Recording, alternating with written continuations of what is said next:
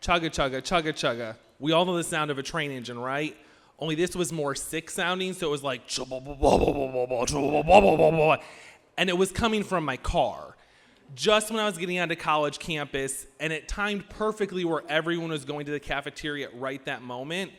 And unfortunately, this wasn't a college campus where there's like a city and you expect to hear loud noises. We were country. So like there were cows and pigs on campus with us.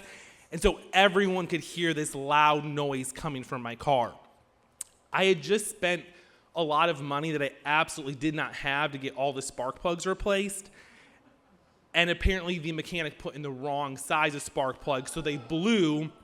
So this was the night that I learned about one of my least favorite things about becoming an adult: fixing your car and also finding a trusty mechanic.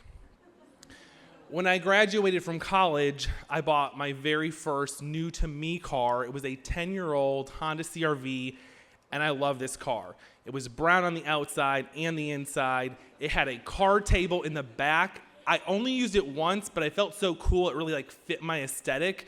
I could be like out with friends, like, yeah, I want to go camping, I have a card table in the back of my car. It's great. And then I got married, and along came children. So we bought the dreaded minivan. You know what? Don't knock it till you tried it. Minivans are great. But my wife came to me with this really smart idea. But it was smart idea. She said, you know what? We have the minivan as the family vehicle. We have to choose our second vehicle, and your CR-V is always in the shop. It's a beater. Why don't you drive my bright blue Prius? I'm 6'4", and in my head I tell myself I'm thin, but you can see me right now, so I'm a pretty big guy.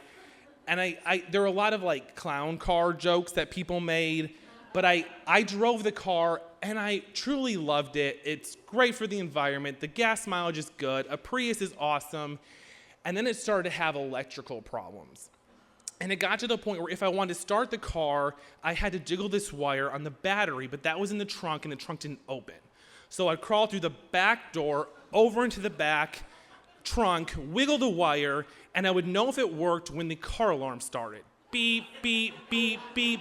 And then I would have seconds to leap to the front of the car and hit the power button.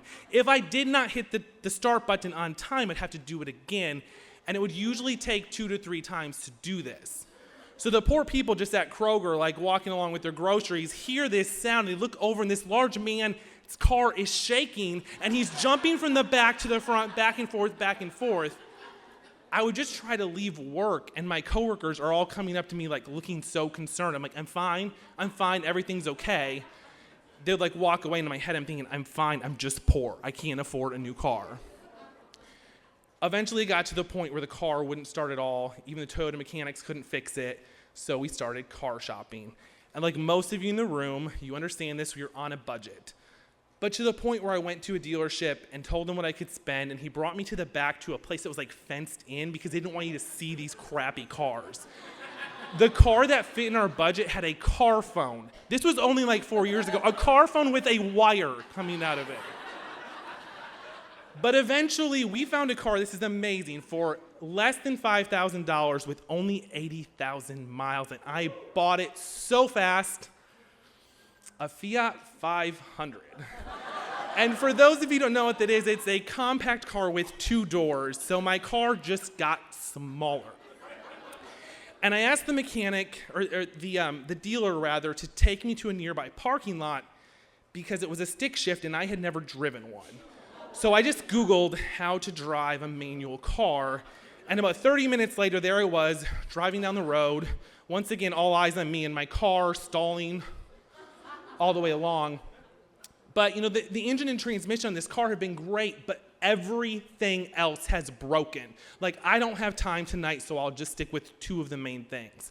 I'm getting on the on-ramp, and all of a sudden, the passenger door just starts to open. Now, big guy, small car, I can reach over and grab that door. So I'm on the on-ramp, but it's a stick shift. So I have to let go of the door, it begins to open, I shift, reach out, grab the door, close it, and go back and forth until I can find a safe place to stop.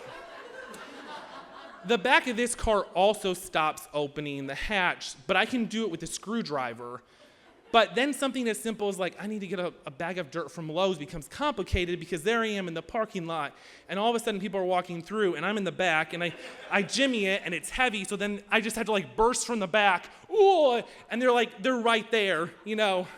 I feel like I should wear like a Halloween mask and just really scare people sometimes.